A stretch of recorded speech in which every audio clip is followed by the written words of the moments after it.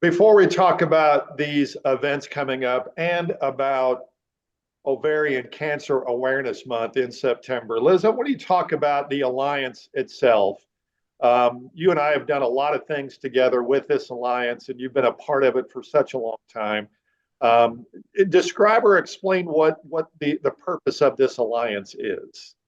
Sure. The group was started in 2007 by Blanche West. She didn't want her sister's death to be in vain because there was not any information in the community about the awareness or the symptoms of ovarian cancer. There's a lot of other cancers that get a lot of media and recognition, but ovarian cancer is what we call the silent killer because so many women are stage 3 or 4 by the time they get diagnosed. It's called the silent killer. The we Our group has always focused on the awareness portion of this. We're not a true support group, even though we support many families and women fighting this disease and that have lost the battle. But knowing the signs and symptoms and watching your body, being your own healthcare advocate, getting your doctor to listen to you. If the symptoms last more than 2 to 3 weeks, the bloating, the feeling full quick, the having to urinate often or painful, just if you feel like there's something going on with your bowels, things like that. If those last for more than 2 to 3 weeks and they're not gastrointestinal and you've got your doctor on board with you, it's so important. And that's what we focus on is the signs and symptoms, awareness and education, so that men, women, families can be their own best care health advocates. Katie, talk about your involvement with the Alliance. I know you've been involved in for quite a while. Yes, absolutely. I was definitely honored and blessed to get to know Liz and Blanche through this. Connection was through actually with UFIS and for Turn the Town Teal, like silent auction item. They came to UFIS for some season tickets, saw it was for ovarian cancer and personal connection with losing my mom. I have been involved for, gosh, going on 8 years now. So it's extremely important. September, it's, the awareness and knowing signs and symptoms and getting the word out. And like Liz said, being your own advocate and all that. So, yeah. The going around towns and tying teal ribbons. Katie, talk about that. What's the importance of doing that? Yes, so Turn the Towns Teal is a national campaign. It's everywhere across the nation. So fantastic. It's very near and dear to my heart because I get to tie in my student athletes, over 200 student athletes annually. This is going on their 6th or 7th year doing it.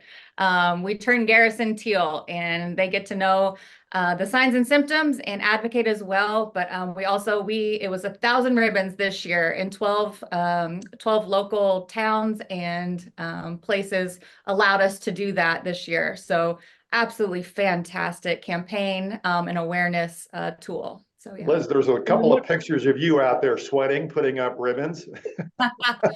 Well, I didn't do as much work this year just because the heat and I do not agree with each other. So thankful to the students and to some of our other volunteers in the group. We covered about 3 different counties, like she said, so many communities.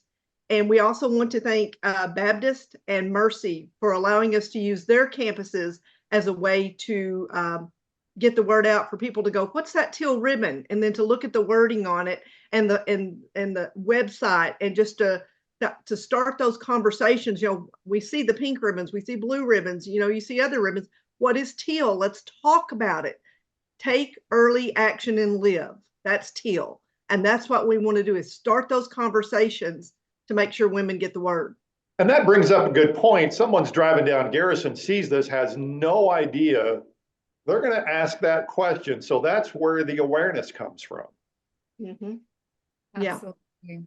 All right, so let's talk about this teal game. Now that we've got the town decorated with teal ribbons, talk about what this teal game is all about.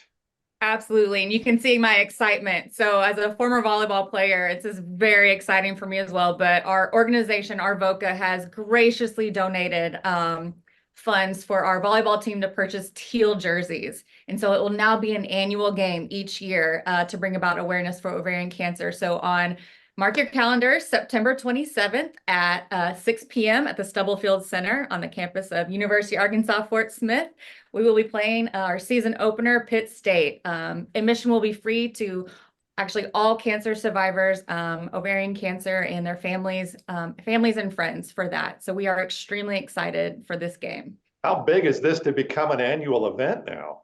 It's incredible. We were trying to do, our slogan for this year was do more in 2024, and this is part of that. Liz, this is just another way of informing people not only about the Alliance itself, but about the awareness of ovarian cancer. Like you mentioned, it doesn't get a lot of attention, it seems. Yeah, since COVID, a lot of the nonprofits have really, that we've struggled. And that was the year COVID hit, is we had to stop doing Teal Night in Tahiti. And I'm sure many people in the community, that got up to almost 900 people the last year we were doing it. So we're just kind of backing up. We've lost so many of our ladies. We've lost some of our volunteers. So we're trying to ramp back up and do this. And with September being our month, that's why we want to get the word out. And we just can't thank the university enough for partnering with us. And then our other event coming up on the 21st. What is this event that deals with butterflies? We have been doing this for many years at many different locations. We've been at Chaffee, we've been at Freedom Farms, we have been at the Reynolds Cancer Support House. This year, once again, we will be at the Fort Smith Public Library, the main location on Rogers Avenue. It is a free, family-friendly event at 2 p.m. next Saturday, the 21st. We use this event to hand out awareness items, symptom cards, brochures, merchandise that you can put on your car, things like that. But we want the families or anyone who has been affected by ovarian cancer to come and join us, because we have quite a few hundred painted lady butterflies that will come in an envelope, and then we open them that day and we release the butterfly with the idea that it's silent, like a butterfly's wings. It's silent. So listen to your body, listen to those symptoms. But the children love it. They may have not remember their grandmother, their mother, their aunt, someone in their family. And it's just a great time to honor the ladies that are fighting still right now, and then to remember those that have passed on, and have some of their families come out and just remember, something that they did with that loved one. And it's always a very emotional event, but yet we get a lot of laughs and fun and smiles too. Katie, it's and both of you guys can answer this. We'll start with you, Katie, first. But if somebody shows up to that event, how many won't know, number one, what this month is, and number two, all the information that's available out there for them to learn about this? Mm-hmm. Absolutely. We definitely have our educational material, and we'll be wearing our teal. And it's just also, it starts with relationships and inviting them to come out, or if they do walk by, because it will be at the public library. People are so open just having that conversation, asking what's going on or why is this teal? And it's such a great conversation starter to get to know and share the signs and symptoms to save lives. And that's what this is all about. And it's a beautiful reminder of those that we've lost, and kind of just come together. And it's just such a big supportive event. I look forward to it every year. And so, yeah, we're excited. Yeah. Are people, especially women and maybe the families of wives and sisters and aunts and grandmas and so forth, are they starting to become more aware of ovarian cancer and what signs to look for? Are people paying attention to this?